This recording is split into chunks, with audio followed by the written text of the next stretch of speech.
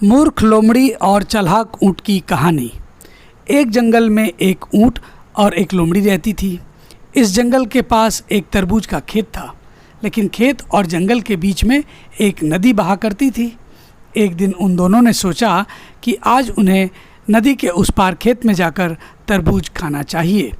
दोनों ने एक दूसरे के बारे में सोचा और तरबूज के खेत की ओर चल पड़े।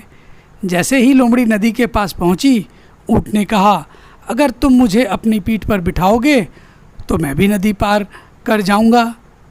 ऊँट ने लोमड़ी को अपनी पीठ पर बिठाया और कुछ देर बाद वे दोनों खेत में पहुंच गए। जैसे ही वह खेत में गया, उसने खाने के लिए एक बहुत ही मीठा तरबूज दिया। दोनों ने तरबूज खाना शुरू कर दिया, लेकिन थोड़ी देर बाद लोमड़ी का पेट भर गया। उसका पेट भरते ही अजीब सी आवाज़ें करने लगी। यह देखकर ऊँट ने उसे ऐसा करने से मना किया, लेकिन लोमड़ी ने उसकी एक नहीं सुनी। ऊँट ने उससे कहा कि अगर तुम ऐसा करती रहोगी तो खेत का मालिक आएगा और तुम्हें और मुझे दोनों को मार डालेगा। लेकिन लोमड़ी नहीं रुकी और ज़ोर ज़ोर से भौंकती रही। लोमड़ी की आवाज़ सुनकर खेत का मालिक किसान वहाँ आ गया। खेत के मालिक को देखकर लोमड़ी एक बड़ी झाड़ी में छिप गई, लेकिन ऊँट का शरीर बड़ा होने के कारण ऊँट छुप नहीं पाया और वो पकड़ा गया, जिसके कारण किसान ने उसको खूब मारा। अब बहुत मार खाने के बाद ऊँट धीरे धीरे नदी की ओर बढ़ने लगा। उसने लोमड़ी से कुछ नहीं कहा। लोमड़ी भी वापस जाते हुए ऊँट को देखकर झटपट उसके पास दौड़ी आई।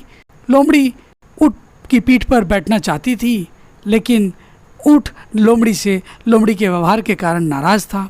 लोमड़ी ने ऊँट से कहा कि ऊँट भाई, मुझे अपनी पीठ पर बिठा लो। ऊँट ने भी सोचा कि अच्छा, लोमड़ी ने उस समय मेरे साथ बुरा किया था, चलो इसको भी मैं मज़ा चखाता हूँ। और उसने वापस लौटते समय मन मारकर लोमड़ी को अपनी पीठ पर बिठा लिया। अब ऊँट के पास भी बदला लेने का मौका आ गया था। उसने लोमड़ी को अपनी पीठ पर बिठाकर नदी में प्रवेश किया।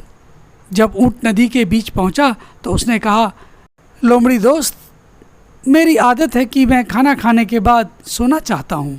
जब ऊँट बैठने ही वाला था तो लोमड़ी ने उससे कहा, नहीं नहीं, तुम ऐसा मत करना। अगर तुम बैठ जाओगे तो मैं तो डूब जाऊंगी, मैं तैर नहीं सकती, मैं मर जाऊंगी। लेकिन अब ऊँट की बारी थी लोमड़ी की होशियारी से बदला लेने के लिए। इसलिए वह लोमड़ी की बात बिना सुने नदी के अंदर धीरे धीरे बैठने लगा। ऊँट के बैठते ही लोमड़ी नदी में डूब गई और डूबने के कारण उसकी मौत हो गई। तो दोस्तों, इस कहानी से हमें ये सीख मिलती है, हमें सबके साथ अच्छा व्यवहार करना चाहिए, क्योंकि हमें वही मिलता है जो हम दूसरों के साथ करते हैं। तो ये थी आज की हमारी कहानी, मूर्ख लोमड़ी और चालाक ऊँट की। आपको कैसी लगी अपनी राय कमेंट बॉक्स में लिखकर बताएं।